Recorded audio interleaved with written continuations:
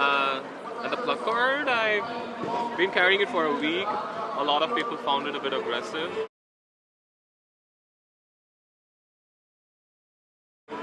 And well, the thing is that it's kind of like my reaction towards a lot of things. Personally, I've gone through a lot of racism. Almost I go through racism and homophobia. I don't know, like almost twice, thrice a month. And now it's kind of exponentially increasing. I have no idea why. Nowadays, for the past 1-2 months, I've been facing racism for almost once or twice a week. In the university, there are some really racist assholes as well. So, and they call names, and some of them actually said some nasty things, which I did understand, though it was in German. So, and the Orlando shooting happened, that kind of triggered me.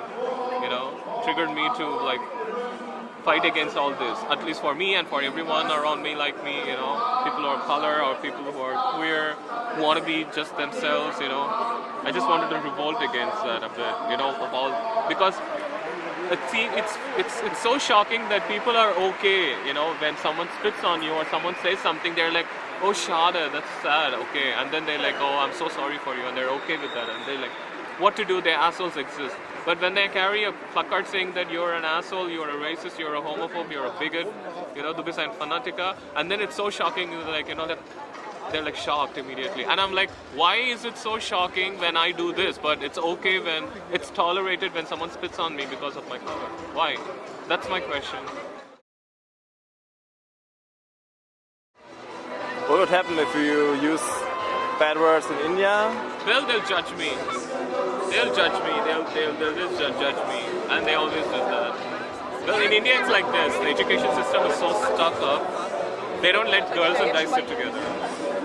They don't let girls and guys talk to one another. They're not supposed to even look at each other. It's blasphemy. And I can never go to classroom looking like this. In hot shorts, in tank top, with my tattoo. That was my culture shock. That people in the West were actually offended or kind of like shocked by all these things. And I'm like, oh my God, seriously? I thought you guys seen everything. Some people who are not doing that, and that's true. Every assembly, every demonstration is bounded by those who cannot appear or do not appear.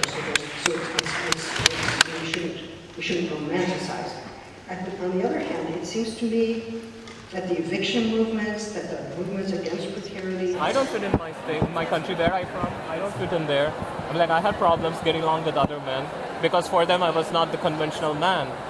Though I had interests like all other men had interests in, also being interested in men, it was a problem for me because I do not fit to the conventional standards of a man, Yeah.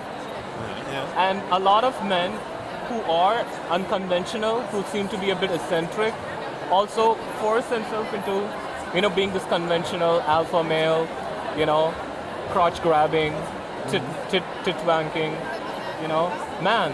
They want to be that. They force themselves to be those men, to be like sometimes to be these alpha assholes.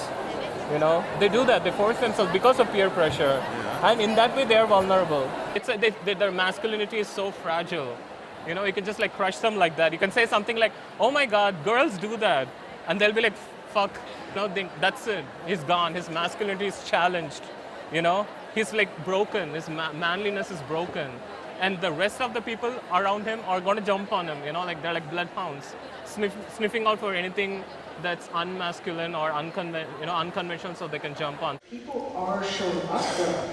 The demonstrations on the borders of Europe, they're always called riots. I'm still trying to find a therapist. I'm not able to. And most of them say that they're not comfortable talking in English.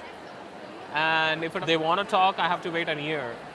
And I have help from the university that I'm studying right now.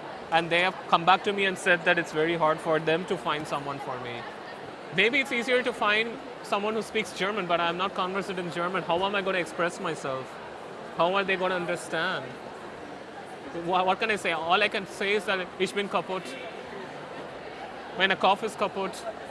Mein Herz ist kaputt. Ich habe ein Problem, großes Problem. I don't know. What will I say? How will I explain rape? How will I explain... I can say Kindermisshandlung. Yeah, that I can say. How am I going to say other feelings, other sorts of pain that I go through. How am I going to say that? How do I say that? I really don't know what love is, actually, to be honest. I really don't know what is to love someone. I feel I'm dead inside emotionally. My sexual abuse started by my aunt when I was like 4, and then it kind of like kept going on. And my parents loved me in their own way, but they were also very abusive. So my parents kind of like got very physically, as in like not sexually, like beat me up and shit. My dad used to like whip me with his belt and stuff. So yeah. In India, it's called disciplining, and it was there for a very long time. And of course, I was a dumb kid to them because I have dyslexia, I have dyspraxic, I'm dysgraphic, and I have ADHD. So you can pretty much imagine I have intellectual disability. I still have problem tying my shoelace. I still have problem to read analog watch. That's why I wear a digital watch. I still have problem differentiating between my left and right. Sometimes I think. So my childhood wasn't great. I was called moron, dumb, stupid. That's when I realized that I supposed to be depressed. What I went through, was not normal. I felt betrayed that my life was like taken away from me. My innocence was taken away from me. So, and it didn't get any better. I got raped by police, beaten by police, chased, threatened to be thrown in jail. And I came to Germany hoping to have a good life. Within a week, I was about to be raped by a bunch of Georgians. Might be considered illegitimate. You mentioned the examples of some racists in the States claiming that they... Every day I don't have to live in fear. I mean, like for 28 years, I have to literally live in fear that someone's going to grab my ass, someone's going to rape me, someone's going to hurt me, someone's going to kill me. Every day I leave home and I come back, when I return home, I used to think that I hope this day goes by and I come back home safe without a scratch, but something always happens. So I don't have that fear in Germany, except for some racist assholes who spit on me or call me names, Unaraisha, Kanakenschwein, Drecksnega, and stuff like that, or they ask me to get the fuck out of here and stuff like that. So, I think I can handle that. I feel much safer here, so I need to look at the bigger picture.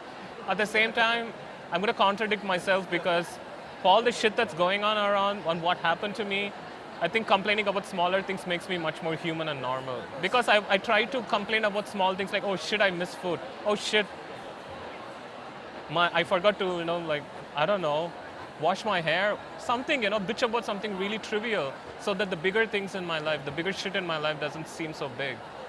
I do that, so. Well, I was aware of the fact that you have the opportunity to be very open here.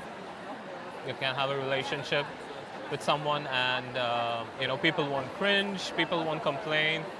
And, you can have a pretty normal life where you don't get raped or beaten for it or get murdered for that.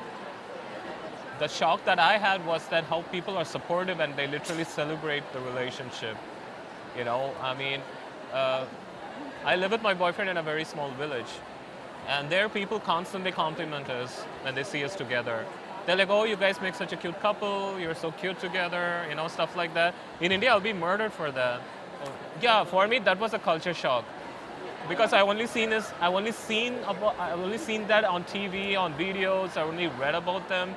But this is the first time I'm having my life experience through this, going through this, and I like it.